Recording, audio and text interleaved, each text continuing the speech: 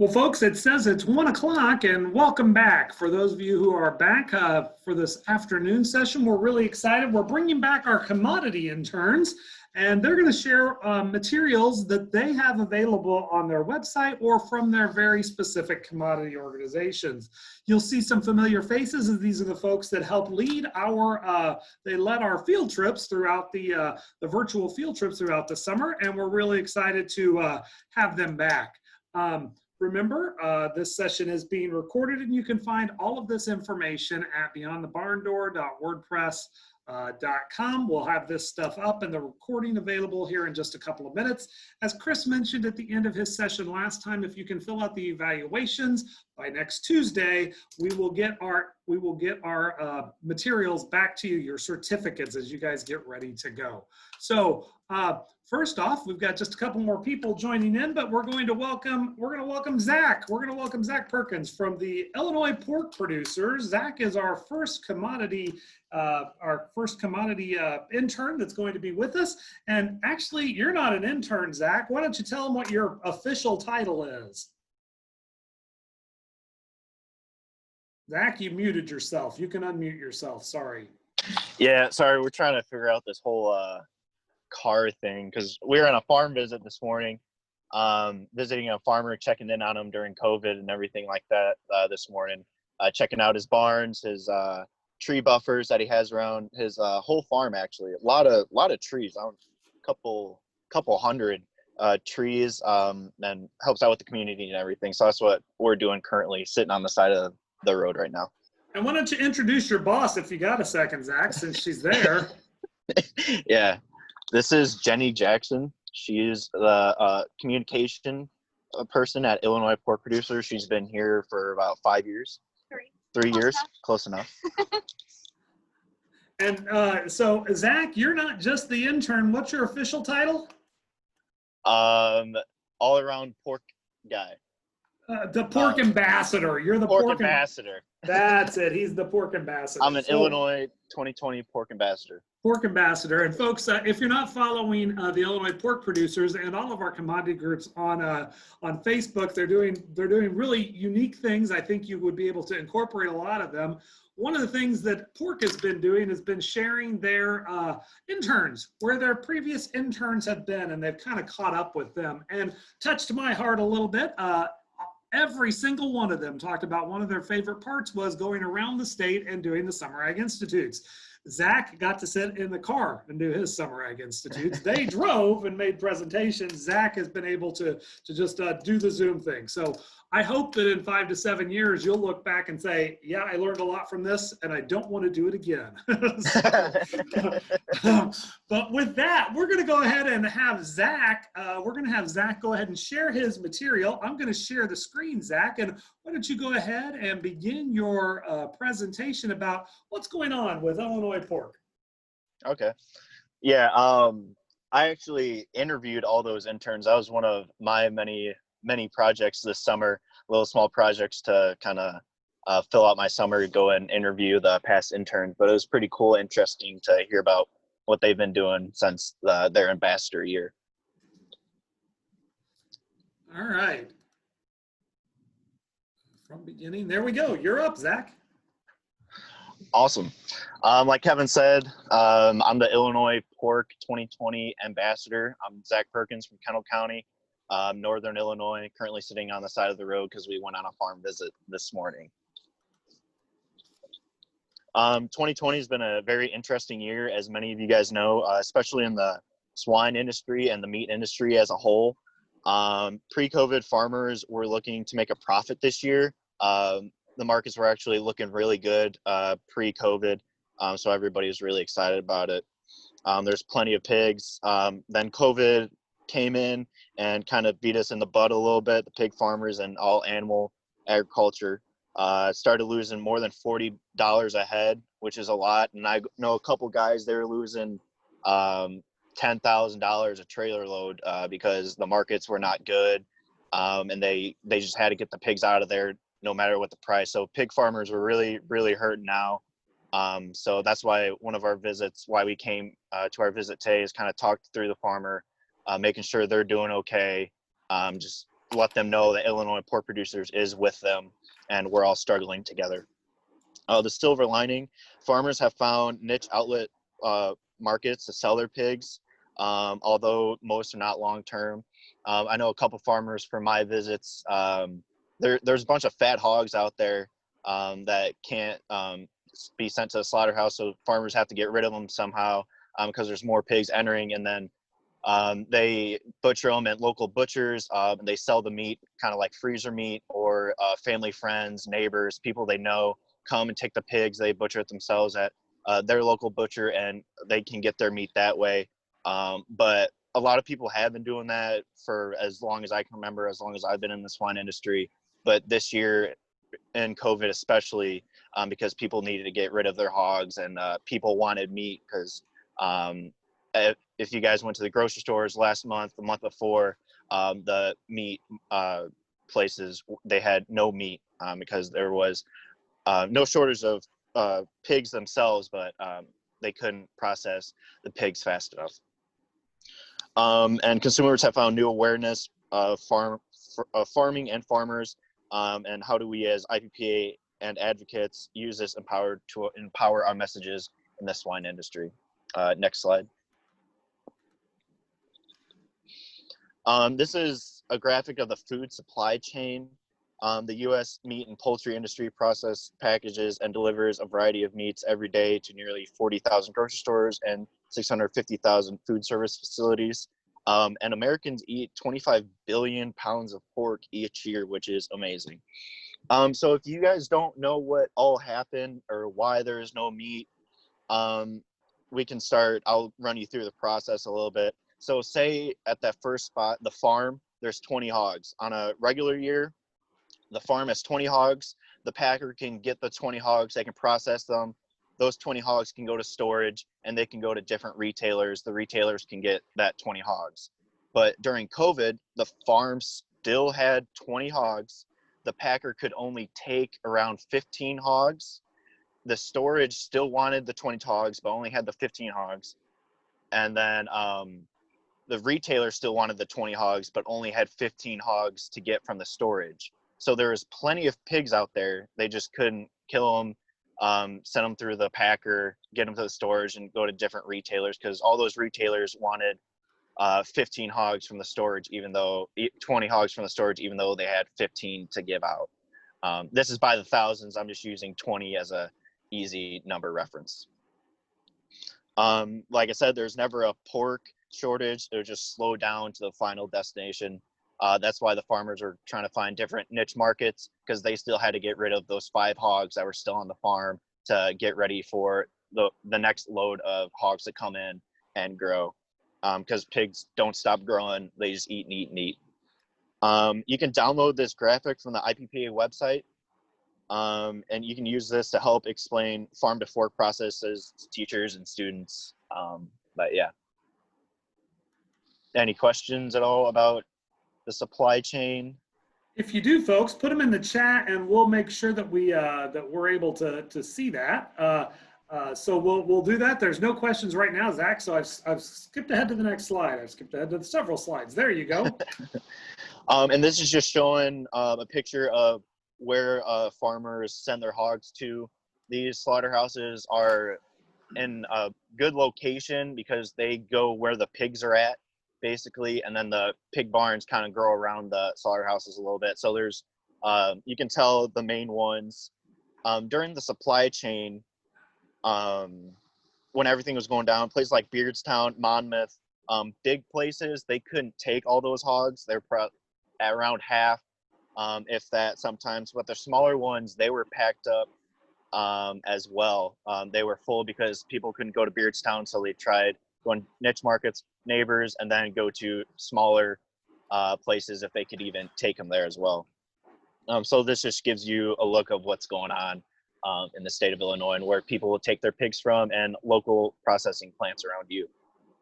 And Zach, right now you're in the you're up close to the between the Monmouth and the Mount Morris area. The other part about this, I didn't see it in your thing, and I want to make sure that you hit it since you are talking about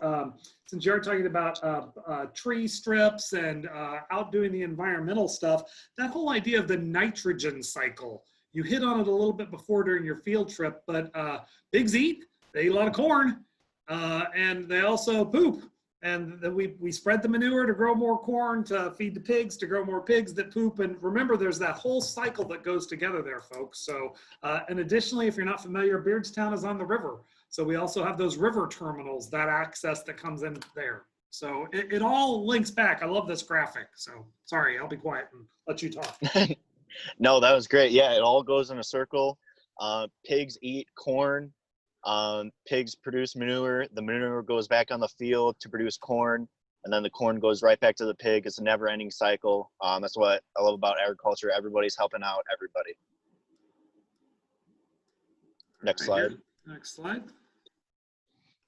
This graphic is just showing the different jobs in the area, the money being lost, hog production output. Pre-COVID, you can see 1307, and then post-COVID, 877. Hog farmers are losing a lot of money out there, but yep. And with this one, folks, this is real. So Zach and Jenny were out visiting a farm today, and if you just look at that, their estimate, the amount that the price has fallen and projected to fall. So, wow, that's pretty startling. That's pretty startling. So it's estimated down at the bottom. I'll just draw attention to that. COVID-19 will reduce the output on Illinois hog farms by $429.8 million in 2020. Those are some big numbers. Those are some big numbers. And this is a video. She contacted us, actually, 16-year-old girl. She made this video, which you can find on our website, just kind of about the supply chain. It's actually pretty cool. I actually have this loaded up to show, if that's all right, Zach. Oh, yeah, that's fine. Perfect. I'm going to stop sharing this. It is a really, really good example of somebody who took the time to talk about what happened in the supply chain. I have this linked already to the website, but let's take a quick look at this video to show this. There you go. Hold on. Of pork from our local stores. But what happened during the coronavirus pandemic that left meat shelves across the nation empty? There are many steps that go into producing these delicious cuts of pork. The pork supply chain starts with producers. Piglets begin their life at a sow farm. A sow is a female pig. Sows are artificially inseminated. About 114 days later, they give birth to an average of 12 to 14 pigs. Piglets are born in farrowing crates to ensure safety while nursing. At 18 to 21 days of age, piglets are transferred to a finishing barn. When they arrive, they weigh between 15 and 18 pounds. The pigs will stay here for about 140 days. At around 285 pounds in weight, they are ready for harvest. Pigs are transferred to a meat processing plant by semi-trucks. Here they are euthanized humanely. The carcasses are blast chilled and hung for 24 to 48 hours and then split up and cut into segments. They are then ready for further processing into products such as bacon, ham, sausage, pork chops, and many other items. In a very short amount of time, the fresh pork is on grocery store shelves. But why were grocery stores experiencing a meat shortage? It all comes down to a disturbance in the supply chain. By mid-March of 2020, COVID-19 had forced the closure of restaurants and other food services. People were now eating exclusively at home, therefore the processing industry saw changes in product demand. The food service industry purchases different cuts of pork than the average consumer. This caused the first disruption in the supply chain as packers had to modify the products they produced. Soon after, cases of COVID-19 began arising among plant employees. This forced many major processing plants to shut down operations for several days. Plants began to reopen with precautionary measures, including the installation of plexiglass shields, washing stations, intensified cleaning, masks, and social distancing among workers. Plants have a tremendous commitment to food safety. They work at a high pace and in a compact area. This made social distancing very challenging. Even when plants resumed production, it was at a lower capacity. This was due to increased social distancing within the plants as well as employee absenteeism. Closures of plants and operating at a lower capacity caused the next disruption in the supply chain. As processing capacity diminished, producers were highly impacted. Why?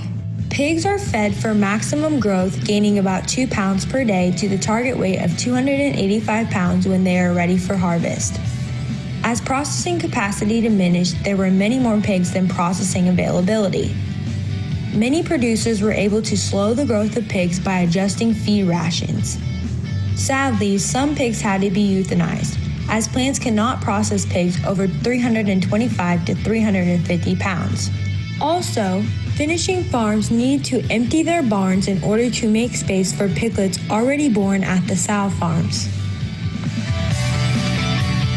As of the end of June 2020, processing plants were running at 88 to 90% of their production capacity. Yet there were still a backlog of approximately 2.5 to 3.5 million pigs. Packing plants hope to meet 95% capacity under current guidelines. Processing at 100% would be unlikely until a vaccine becomes available and guidelines are relaxed. So what can we as consumers learn? First of all, it should be noted that producers and packing plants have always made animal welfare and food safety top priority. Historically, in the United States, food safety is second to none in the world. Long before COVID-19, meat packing plants routinely and thoroughly cleaned and sanitized to the highest standards. Next, it is important to know that COVID-19 and other viruses cannot be transmitted through meat. Finally, from live production to final product, the pork industry is backed by good science and animal welfare to deliver a safe and delicious product to your table.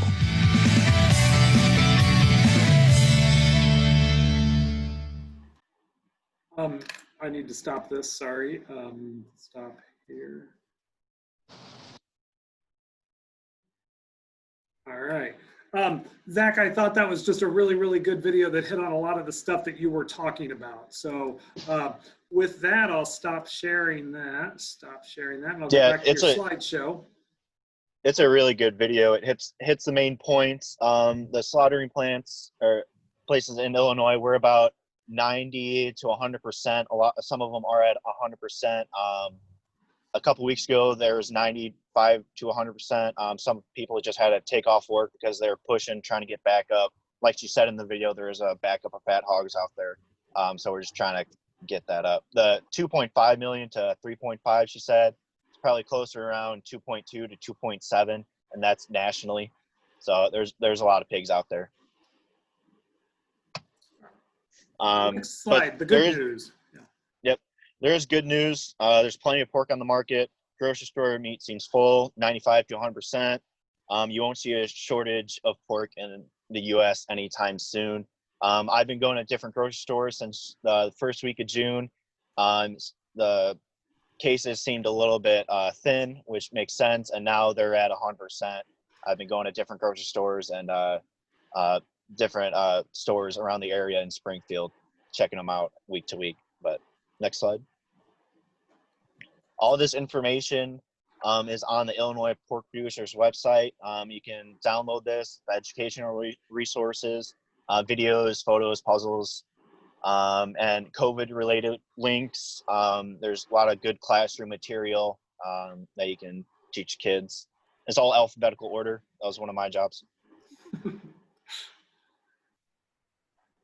Questions? This is my boss, Jenny Jackson, Director of Communications, Education, and Youth, and she's right next to me, I think. Yep, perfect. So if you have any more questions, contact Jenny, me, or Illinois Pork Producers. We do have a couple of minutes for chat. I've designated 25 minutes for each of these. If anybody has any questions, let me know. Zach, we wanted to talk about a couple of other things. One, your t-shirts, we'll give you that link. Tell us about those again. Yeah, the shirt, let's see if I can, the link's on the website. It says, "Bacon Never Broke My Heart." It's the new Illinois Pork Producers shirt this year. They're all the links on the website. You can find those, and they all go to Pork Power. Yeah. And so we're going to get back to normal within pork production. And one thing Jenny Jackson talks about a lot is sometimes people overcook their pork. What is the right temperature that you need to cook that pork to when you're grilling out? It's supposed to be beautiful this weekend. What temperature should you grill that pork to?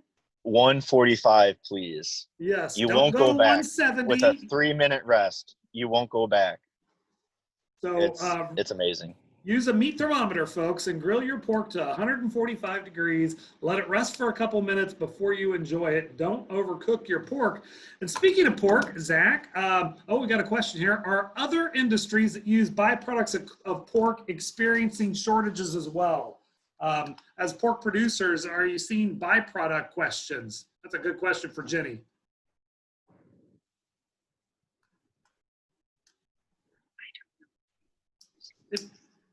We don't know of any personally. We haven't heard of anything, but it's a pretty good question. It's a really good question, and we'll look their into that. Their supply is steady. Yeah, their supply is steady right now. Yep. Yeah. So here's another big shout out. The Amazing Pig video on the Illinois Pork Producer website is a great 4 to 5 minute classroom look at pork production. Additionally, a great book, a resource that a number of people might have access to is Welcome to Our Farm. The National Pork Producers produced Welcome to Our Farm several years ago, and it's still a classic with that. One other thing, Zach, before you leave and head back to school and end your term as pork ambassador, you're going to be doing something special at the state fair. Tell people what they should look forward to next year at the state fair and what you'll be doing at the state fairgrounds coming up here in a week. Yeah, since there's no Illinois State Fair this year, pork producers got together and we thought we could still sell pork chops because people love eating pork. So August 14th and August 21st we'll start cooking around 11, maybe get done at 2:30 or whenever we kind of run out. We'll be under the commodities building, which is right across from the grandstand. We'll be cooking pork chops and pork burgers. Those are the two items we'll have: pork on a chop on a stick and pork burgers. Those are two items we'll have. Easy, simple. We've got distancing guidelines in place. We'll be prepared with a lot of things. But yep, come out to the fairgrounds in Springfield, August 14th and 21st. So in a normal non-COVID year, Zach would spend a lot of time at the pork patio and also at the pig barn at the birthing center. So yep, at the birthing center. Yeah. So look for more information on that, folks. That's going to conclude the time for Zach and Jenny. We'll give them just a couple of minutes. I'd like to thank Zach and Jenny for helping us out throughout the summer.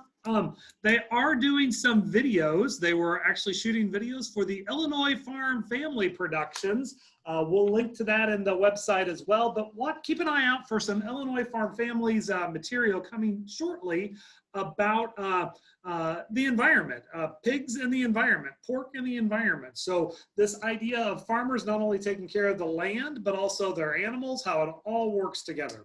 With that, thank you very much, Zach and Jenny. You guys have safe travels.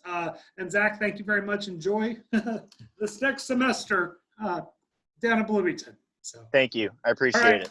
Thanks, guys. We'll go ahead and take just a couple minutes here. Zach and Jenny are going to get back on the road. and we're going to bring up Katie Smith and Alexis Vincent from the Illinois Corn Growers. So as Katie and Alexis come back on from Illinois Corn Growers, we will transition into them. So we'll let Katie share her screen as she's ready.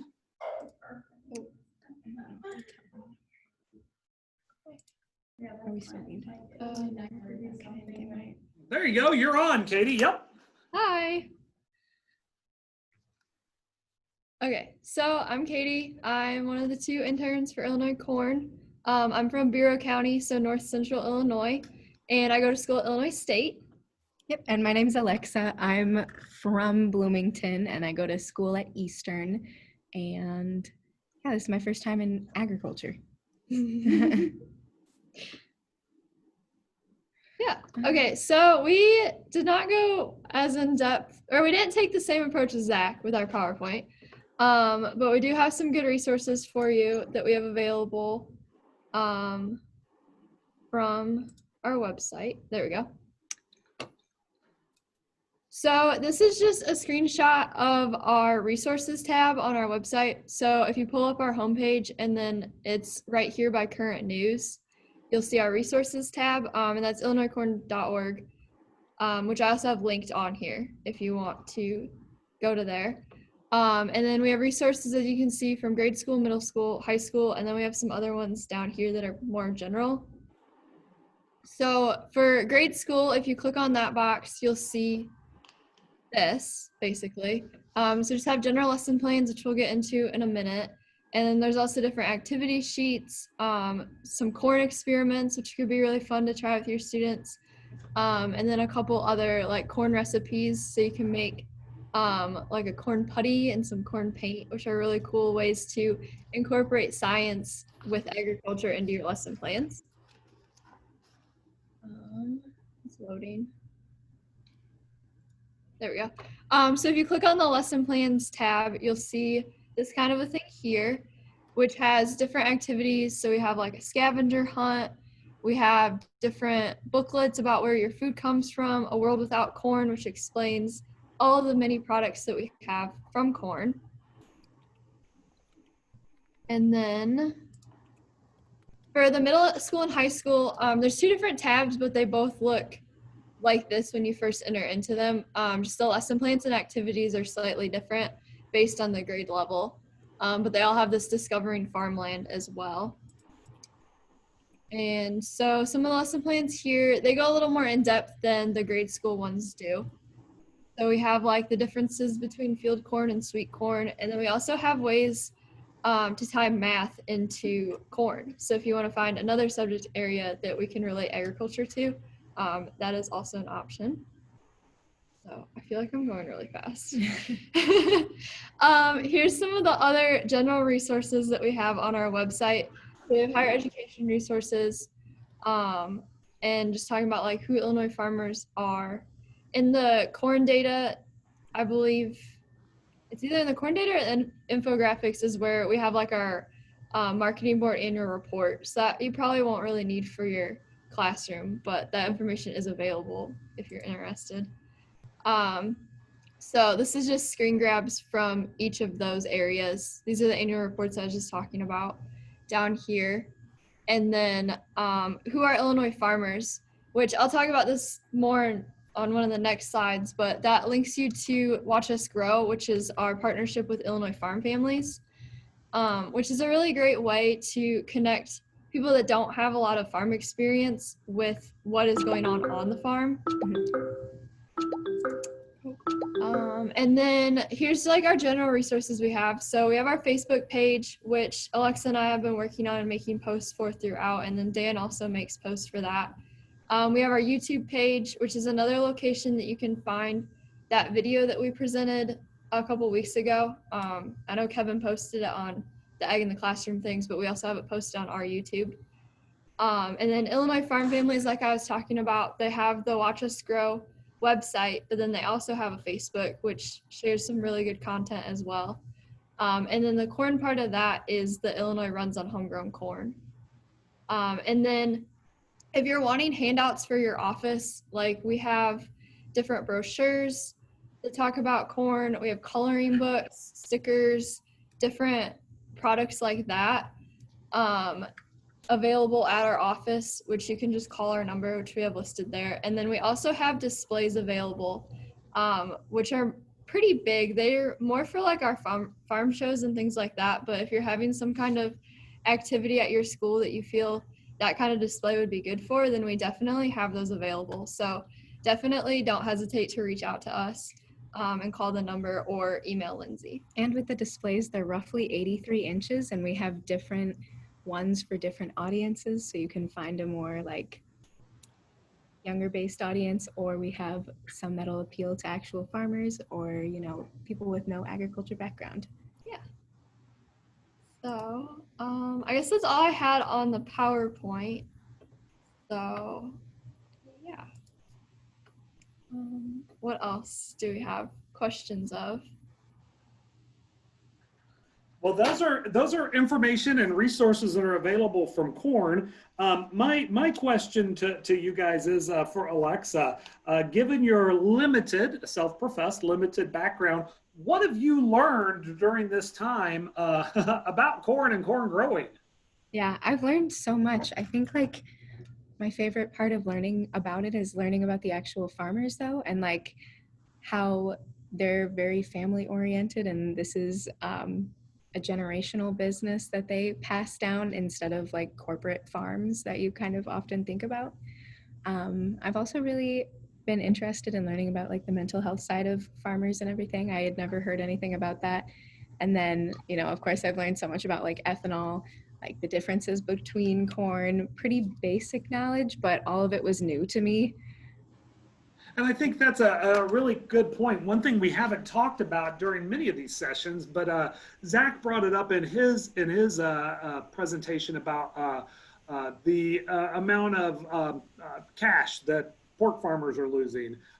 Corn growers right now, the markets aren't looking real good, but you know, we're hoping for things to turn around with that kind of thing. But there is a mental health aspect to that, and even pre-COVID, it was tough for a number of farm groups, and now we're seeing that spread across even more. There are a number of farm organizations that have banded together to help protect and promote those mental health sources that are available for folks in the agriculture industry.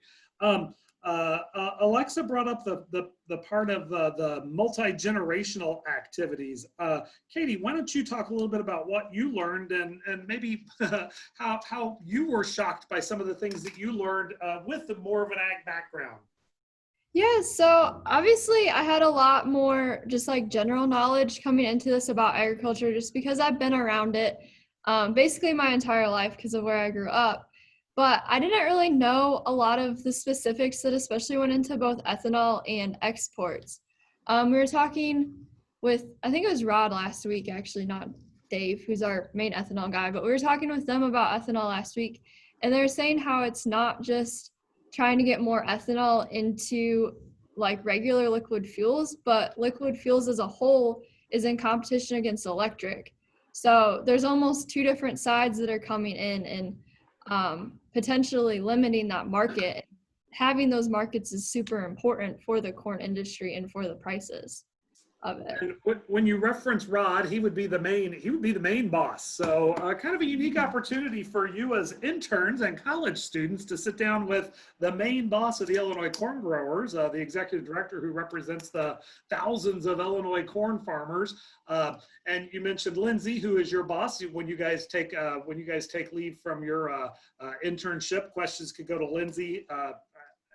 I'm going to mess up her title, but I know she does communications and other stuff. But Director of Communications and Marketing. Yeah. There you go. And talk a little bit about what you learned, both of you, about the marketing aspect of corn. How important that is, and how your association is involved in helping ensure farmers get the best bang for their buck with marketing corn, not only to internal places but around the world.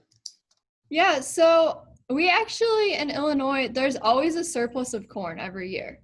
which is kind of surprising when you think about it, because there are a lot of different avenues for corn to go to, but we're just so good at producing corn that we end up having extra every year.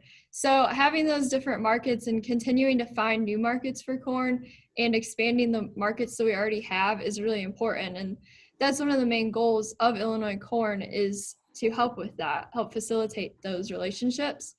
And one of our main places that corn goes in Illinois is for exports, just because of how close we are to both the Illinois River and the Mississippi River. So that's a really important avenue for us for our corn to go to. But the Illinois River right now is actually closed due to repairs on the locks and dams, which are the systems that help move the water so that the barges can go through smoothly. So that's really limiting where corn can go right now. And I think that's really important. We talked a little bit about that during your workshop session and showed videos of those locks and dams. But for those of you that were on for Chris's session earlier, to see that corn belt and basically think of the Midwest, the Big Ten country, those farmers were trying to find ways and new ways for engaging corn in those products. We mentioned Illinois Farm Families under pork, but Illinois Corn Growers is also a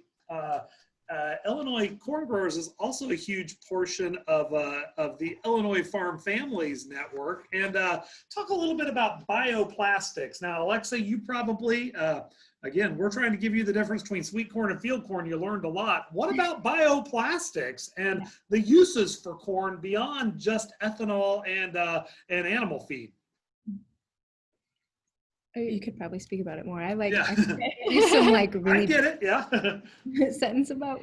Yeah, so I also don't know, like, I just know like the very surface of bioplastics. There's a whole lot more that goes into like the chemistry of it all and how we're able to produce a product that's similar to traditional plastic out of corn, which is a bio product, or comes naturally, because I guess It's oil renewable. Comes from the earth too. But yeah, it's renewable. Yes, Thank you. But basically they make what's called like a polylactic acid out of corn, and I think it's from the like starch component of corn. They're able to do some chemical process to it that I don't fully understand. And what comes out at the end looks exactly like traditional plastic and will hold up with everyday use, the same as traditional plastic. But when you're done using it, it can actually go back into the earth and it'll break down a lot better than what comes from petroleum. Right, and the PLA, again, teachers, you're using PLA. If you have a 3D printer there, those little thin fibrous strands, that's made from PLA. That is made from corn. We can use that with corn, made from corn. So that's a cool thing. And with Illinois Farm Families, again at watchusgrow.org, they have a great video of a young college student, Alexis Hartman, who is talking about the development of corn. One other key research factor that the Illinois Corn Growers supports is the National Corn to Ethanol Center. And that is in conjunction with, it's down near Southern Illinois University in Edwardsville, so in the Metro East area. And that's something that the Illinois Corn Growers supports. The Corn Growers pays your check, and it's a membership organization. Kind of put you on the spot here, but can you guys talk a little bit about membership in the Illinois Corn Growers and what those checkoff dollars are? That's a big part of your job is checkoff dollars, and can you explain a little bit of that? Yeah, so the checkoff dollars is what we're able to use to produce our materials that are helping to create these corn markets. And an interesting thing about Illinois Corn is we're actually the Illinois Corn Growers Association, but then we're also the Illinois Corn Marketing Board. And what we mostly do as the communications interns is through the Illinois Corn Marketing Board, which is going to be those different publications that you see produced, like say at the state fair or something like that. That'll be like the physical products like that. But then our Growers Association is the segment of our organization as a whole that actually goes to like the Capitol in Springfield and then also to DC and lobbies for different legislative efforts that we're wanting for the corn markets. Right, and one of those markets, again, we go back to ethanol, and one part that I will share again and post on the website again is the video that you guys shared on your corn field trip, ethanol, and how clean burning ethanol is. You will see some information coming from Illinois Farm Families in conjunction with the Illinois Corn Growers Association about the friendliness of corn and Illinois agricultural products to the earth, and that whole idea of stewardship. Reducing our reducing our carbon footprint. And if you remember, when that ethanol was burning, how clean it was versus gasoline and how much soot emitted from it. So definitely another activity to go to that again. So one other thing that we would like to really hammer home with is corn. We see it growing, and for your teachers, it's growing. You're going to drive past it on the way to work or on the way to school. Your students are going to see it. Plus, we're also going to have that opportunity to make sure that people along the interstate, we want them to know what's going on in those fields and what it ends up with. So with that, anything else, guys, that you wanted to share from corn? I think we probably hit it all, but double check last time for anybody. I think we've got it. So they are going to share their information with us, and we'll put it on our blog site, beyondthebarndoor.wordpress.com. We'll also link to those videos that they mentioned. Highly encourage you to take a look at those activities. A number of kitchen chemistry activities on their site, including making your own corn plastic, the gloop kind of stuff out of cornstarch and corn oil with a microwave and a little Ziploc baggie. Most students will have that and talk about that process again to go along with your corn ag mag. So a lot of cool activities on both the pork and the corn growers website. Links to those are on the link there, folks. We're going to go ahead and close this session out right now, and thank again Alexis and Katie. Good luck to both of you as you head back to school this fall. Hope that we see you around. And for folks, we're gonna come back in just we'll start right at 2 o'clock with beef and dairy are our next activities. So with that, we'll give you just a couple minute break. Thanks again, Alexis and Katie, and good luck at school. Thank you. Thank you, folks. We'll give you a couple minute break, and we'll come back at 2 o'clock. Thank you. All right, guys, thank you so much. Really appreciate it. All right, good luck back at school. Shoot me that video, shoot me that PowerPoint when you get a chance, and I'll put it right up, all right? Thanks. Bye-bye.